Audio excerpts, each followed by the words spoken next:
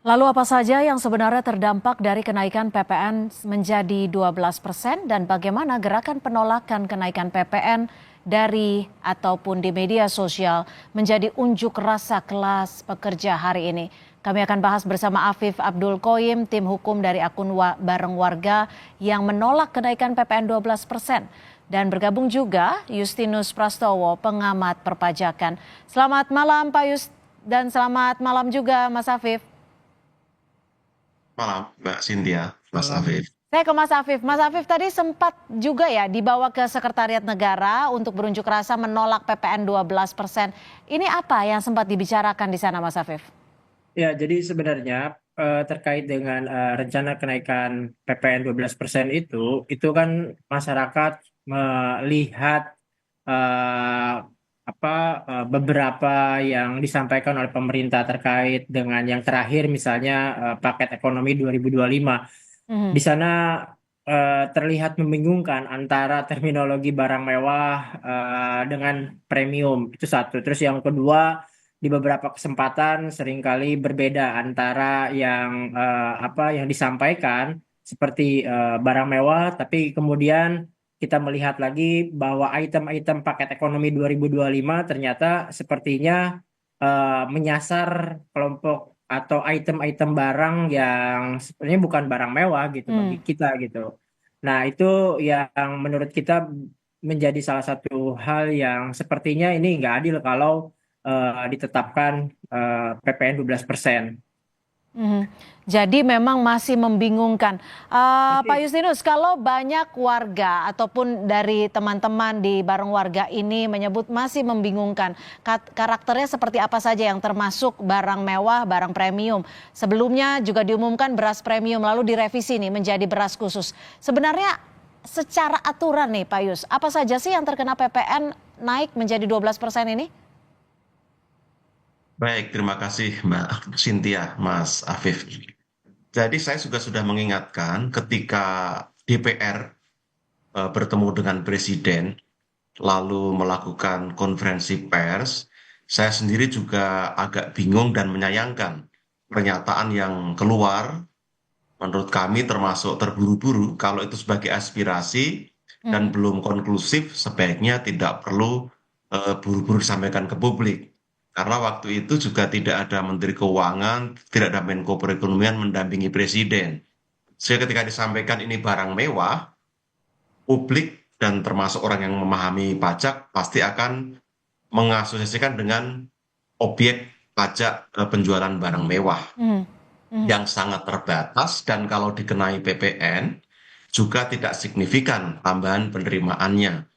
Maka waktu itu kami juga memberi masukan, ini kalau diterapkan akan kompleks administrasinya dan tidak menambah penerimaan.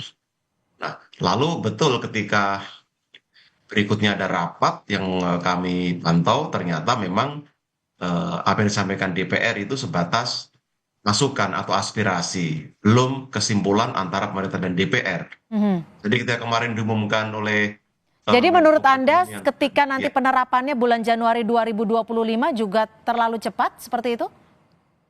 enggak, ini saya konstruksi seperti ini informasinya ya. Kebetulan saya dulu terlibat Hmm. pembahasan undang-undang ini. Jadi saya tahu betul apa latar belakang, draft pembahasan dan maksud tujuan. Maka ini kan menjadi rame termasuk memang karena banyak situasi yang Ya. melatar belakangi. Tapi pertama gini Mbak, Mhm. Silakan langsung tarif saja.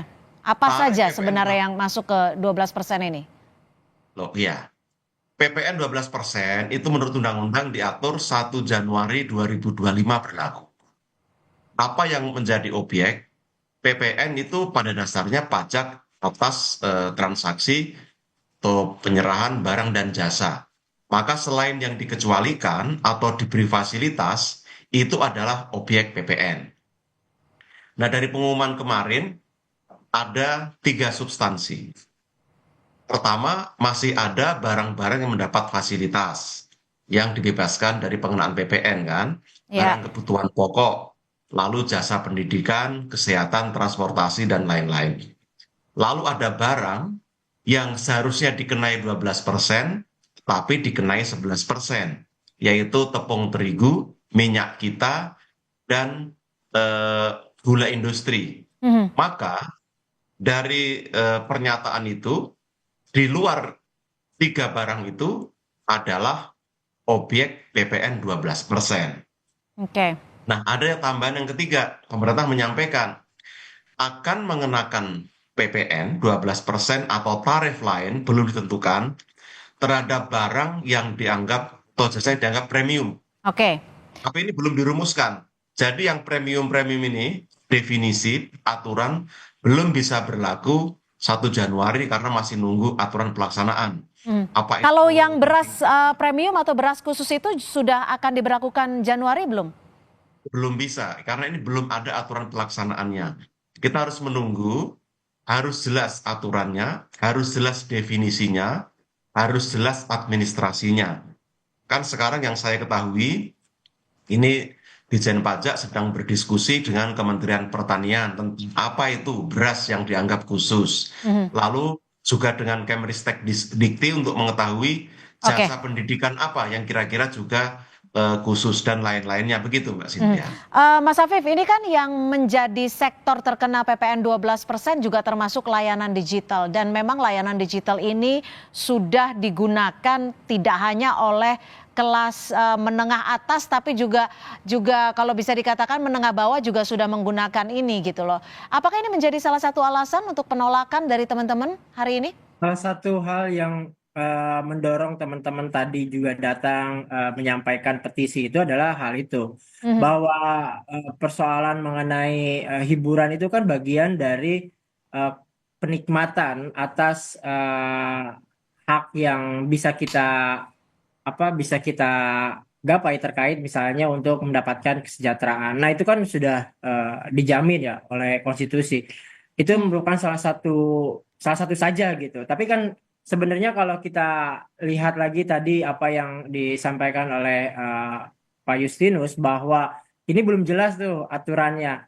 Nah, justru di tengah ketidakjelasan itu, maka sepertinya ini ada waktu bagi pemerintah untuk mempertimbangkan petisi yang disampaikan oleh masyarakat. Apalagi kan ini ada terakhir tadi kami mendengar ada 120.000 Ya. orang yang ikut menandatangani petisi Tuntutannya itu apa, penolakan Mas Afif? kenaikan Apakah PPN. tuntutannya itu benar-benar tidak jadi diberlakukan 12% atau penambahan 1% PPN ini, atau kriteria dari penambahan PPN ini bisa dibagi ataupun dispesifikasi lebih rinci lagi? Ya, teman-teman masih melihat bahwa dampak kenaikan PPN 12% itu tidak bisa secara parsial ya dilihatnya, tapi dia pasti akan berantai. Dan mungkin Pak Justinus juga paham bahwa Mhm. mengenai redaksional di dalam undang-undang itu kan paling lambat 1 Januari 2025 ya berlakunya.